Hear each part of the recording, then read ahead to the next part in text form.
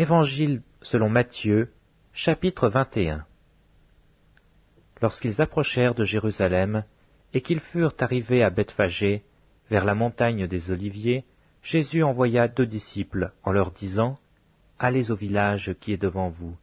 Vous trouverez aussitôt une ânesse attachée et un ânon avec elle. Détachez-les et amenez-les-moi. Si quelqu'un vous dit quelque chose, vous répondrez, « Le Seigneur en a besoin. » Et à l'instant, il les laissera aller. Or ceci arriva afin que s'accomplisse ce qui avait été annoncé par le prophète. Dites à la fille de Sion, « Voici ton roi vient à toi, plein de douceur et monté sur un âne, sur un ânon le petit d'une ânesse. » Les disciples allèrent et firent ce que Jésus leur avait ordonné. Ils amenèrent l'ânesse et l'ânon, mirent sur eux leurs vêtements et le firent asseoir dessus. La plupart des gens de la foule étendirent leurs vêtements sur le chemin, d'autres coupèrent des branches d'arbres et en jonchèrent la route. Ceux qui précédaient et ceux qui suivaient Jésus criaient « Hosanna au fils de David, béni soit celui qui vient au nom du Seigneur, Hosanna dans les lieux très hauts. » Lorsqu'il entra dans Jérusalem, toute la ville fut émue, et l'on disait « Qui est celui-ci » La foule répondait « C'est Jésus le prophète, de Nazareth en Galilée. » Jésus entra dans le temple de Dieu. Il chassa tous ceux qui vendaient et qui achetaient dans le temple. Il renversa les tables des changeurs et les sièges des vendeurs de pigeons. Et il leur dit, « Il est écrit, ma maison sera appelée une maison de prière, mais vous, vous en faites une caverne de voleurs. » Des aveugles et des boiteux s'approchèrent de lui dans le temple, et il les guérit. Mais les principaux sacrificateurs et les scribes furent indignés à la vue des choses merveilleuses qu'il avait faites, et des enfants qui criaient dans le temple, « Hosanna au fils de David !» Ils lui dirent, « Entends-tu ce qu'ils disent ?» « Oui, leur répondit Jésus. « N'avez-vous jamais lu ces paroles ? Tu as tiré des louanges de la bouche des enfants et de ceux qui sont à la mamelle. » Et les ayant laissés, il sortit de la ville pour aller à Béthanie, où il passa la nuit. Le matin, en retournant à la ville, il eut faim. Voyant un figuier sur le chemin, il s'en approcha, mais il n'y trouva que des feuilles, et lui dit, « Que jamais fruit ne naisse de toi. » Et à l'instant le figuier sécha. Les disciples qui virent cela furent étonnés, et dirent, « Comment ce figuier est-il devenu sec en un instant ?» Jésus leur répondit, « Je vous le dis en vérité, si vous aviez de la foi et que vous ne doutiez point, non seulement vous feriez ce qui a été fait à ce figuier, mais quand vous diriez à cette montagne, « Ôte-toi de là et jette-toi dans la mer », cela se ferait. Tout ce que vous demanderez avec foi par la prière, vous le recevrez. » Jésus se rendit dans le temple, et pendant qu'il enseignait, les principaux sacrificateurs et les anciens du peuple vinrent lui dire, « Par quelle autorité fais-tu ces choses, et qui t'a donné cette autorité ?» Jésus leur répondit, « Je vous adresserai aussi une question, et si vous m'y répondez, je vous dirai par quelle autorité je fais ces choses. Le baptême de Jean, d'où venait-il? Du ciel ou des hommes ?» Mais ils raisonnèrent ainsi entre eux. Si nous répondons du ciel, il nous dira, « Pourquoi donc n'avez-vous pas cru en lui ?» Et si nous répondons des hommes, nous avons à craindre la foule, car tous tiennent Jean pour un prophète. Alors ils répondirent à Jésus, « Nous ne savons. » Et il leur dit à son tour, « Moi non plus, je ne vous dirai pas par quelle autorité je fais ces choses. » Que vous en semble? Un homme avait 2 fils, et s'adressant au premier, il dit, « Mon enfant, va travailler aujourd'hui dans ma vigne. » Il répondit, « Je ne veux pas. » Ensuite il se repentit, et il y alla. S'adressant à l'autre, il dit la même chose, et ce fils répondit, « Je veux bien, Seigneur. » Et il n'y alla pas. Lequel des 2 a fait la volonté de son père? Ils répondirent, « Le premier. » Et Jésus leur dit, « Je vous le dis en vérité, les publicains et les prostituées vous devanceront dans le royaume de Dieu. Car Jean est venu à vous dans la voie de la justice, et vous n'avez pas cru en lui. Mais les publicains et les prostituées ont cru en lui. Et vous, qui avez vu cela, vous ne vous êtes pas ensuite repentis pour croire en lui. Écoutez une autre parabole. Il y avait un homme, maître de maison, qui planta une vigne. Il l'entoura d'une haie, y creusa un pressoir et bâtit une tour. Puis il la ferma à des vignerons et quitta le pays. Lorsque le temps de la récolte fut arrivé, il envoya ses serviteurs vers les vignerons pour recevoir le produit de sa vigne. Les vignerons, s'étant saisis de ses serviteurs, battirent l'un, tuèrent l'autre et lapidèrent le troisième. Il envoya encore d'autres serviteurs, en plus grand nombre que les premiers, et les vignerons les traitèrent de la même manière.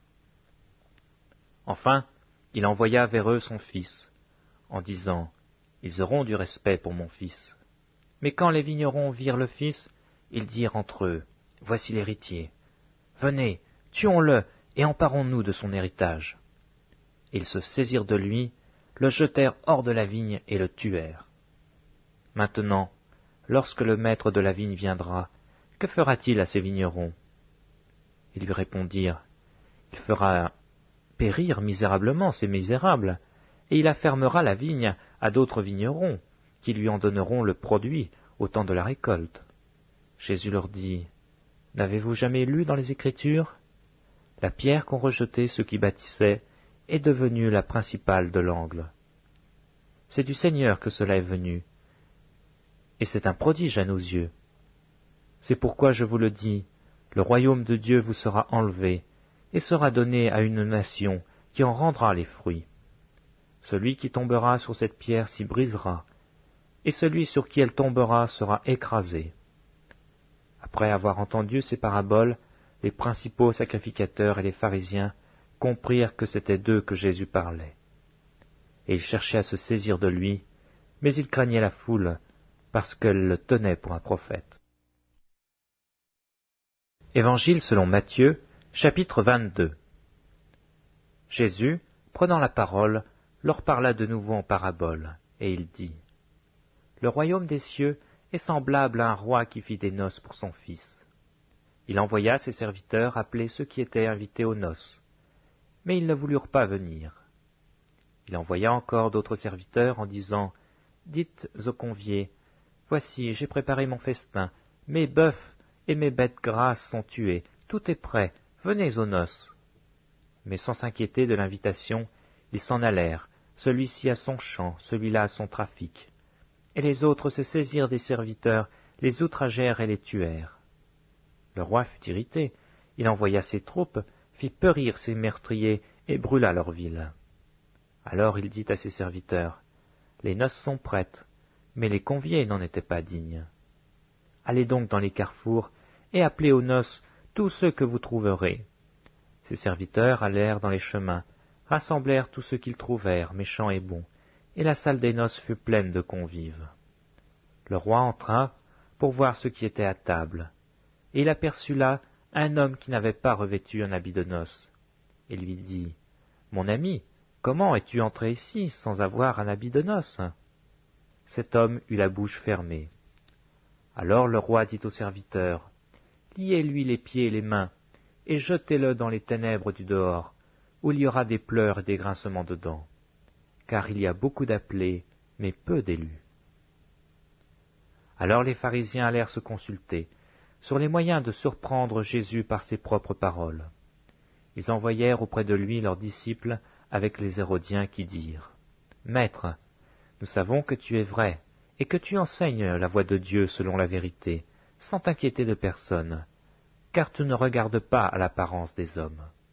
Dis-nous donc ce qu'il t'en semble. Est-il permis, ou non, de payer le tribut à César ?»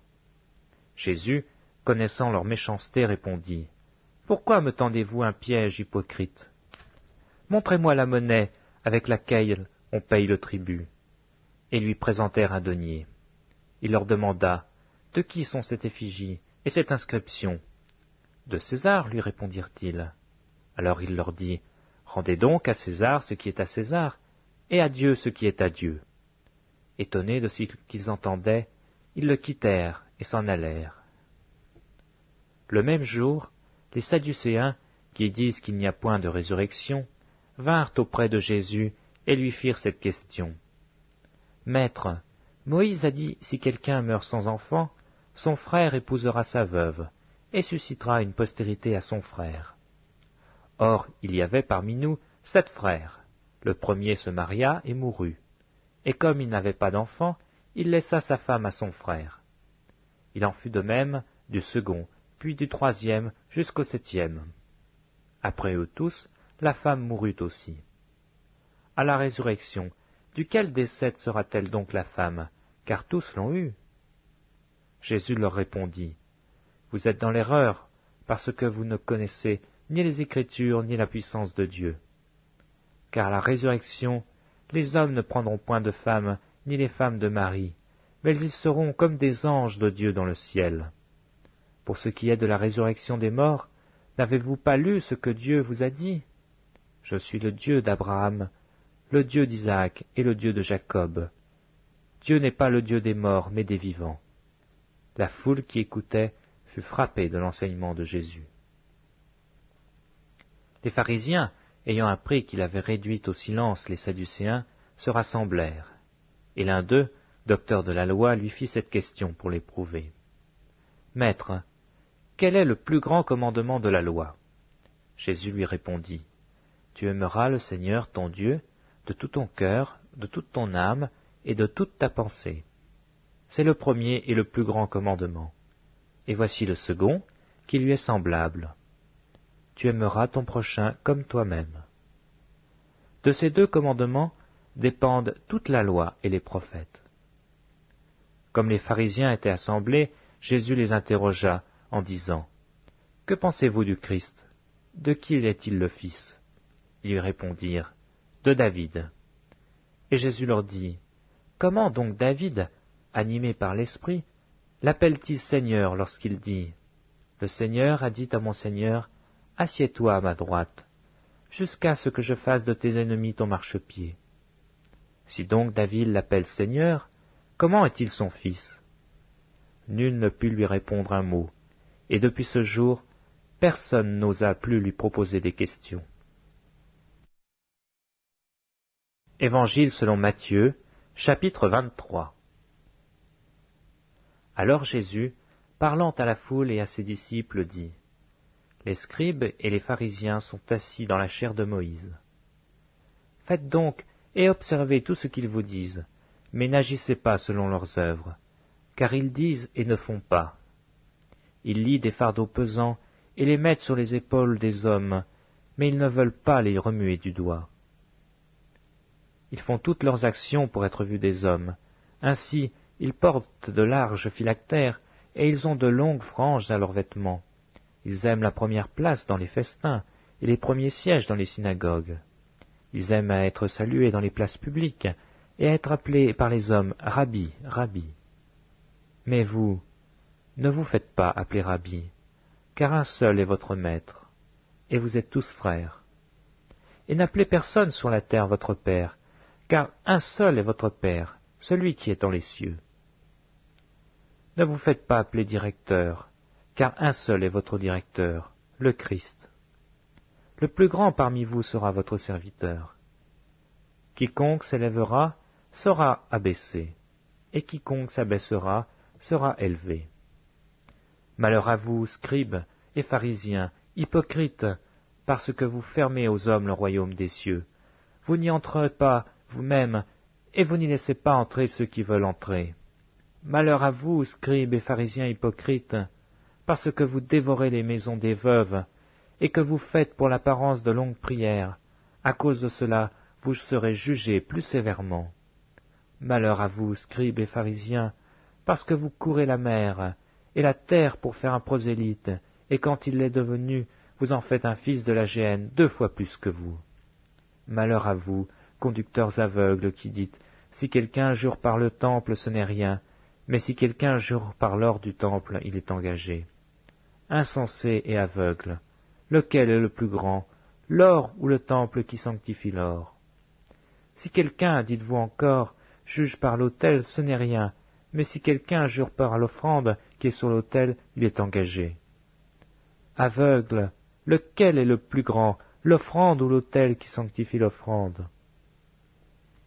Celui qui jure par l'autel et par tout ce qui est dessus. Celui qui jure par le temple et par celui qui habite. Et celui qui jure par le ciel, jure par le trône de Dieu et par celui qui est assis. Malheur à vous, scribes et pharisiens hypocrites, parce que vous payez la dîme de la menthe, de la nette et du cumin, et que vous laissez ce qui est plus important dans la loi, la justice, la miséricorde et la fidélité. C'est là ce qu'il fallait pratiquer, sans négliger les autres choses. Conducteur aveugle, qui coulez le moucheron et qui avalez le chameau. Malheur à vous, scribes et pharisiens hypocrites, parce que vous nettoyez le dehors de la coupe et du plat, et qu'au-dedans ils sont pleins de rapine et d'intempérance. Pharisiens aveugles, nettoie premièrement l'intérieur de la coupe et du plat, afin que l'extérieur aussi devienne net. Malheur à vous, scribes et pharisiens hypocrites, parce que vous ressemblez à des sépulcres blanchis, qui paraissent beaux au dehors, et qui au-dedans sont pleins d'ossements de mort et de toute espèce d'impureté. Vous de même, au dehors, vous paraissez justes aux hommes, mais au-dedans vous êtes pleins d'hypocrisie et d'iniquité. Malheur à vous, scribes et pharisiens hypocrites, parce que vous bâtissez les tombeaux des prophètes et ornez les sépulcres des justes, et que vous dites, si nous avions vécu du temps de nos pères, nous ne serions pas joints à eux pour répandre le sang des prophètes. Vous témoignez ainsi contre vous-même que vous êtes les fils de ceux qui ont tué les prophètes. Comblez donc la mesure de vos pères, serpents, race de vipères, comment échapperez-vous au châtiment de la géhenne? C'est pourquoi, voici, je vous envoie des prophètes, des sages et des scribes. Vous tuerez et crucifierez les uns, vous battrez de verges les autres dans vos synagogues, et vous les persécuterez de ville en ville, afin que retombe sur vous tout le sang innocent répandu sur la terre, depuis le sang d'Abel et le juste jusqu'au sang de Zacharie, fils de Baraki, que vous avez tué entre le temple et l'autel. Je vous le dis en vérité, tout cela retombera sur cette génération. Jérusalem, Jérusalem, qui tue les prophètes et qui lapide ceux qui te sont envoyés, combien de fois ai-je voulu rassembler tes enfants, comme une poule rassemble ses poussins sous ses ailes, et vous ne l'avez pas voulu. Voici, votre maison vous sera laissée déserte. Car je vous le dis, vous ne me verrez plus désormais, jusqu'à ce que vous disiez, béni soit celui qui vient au nom du Seigneur.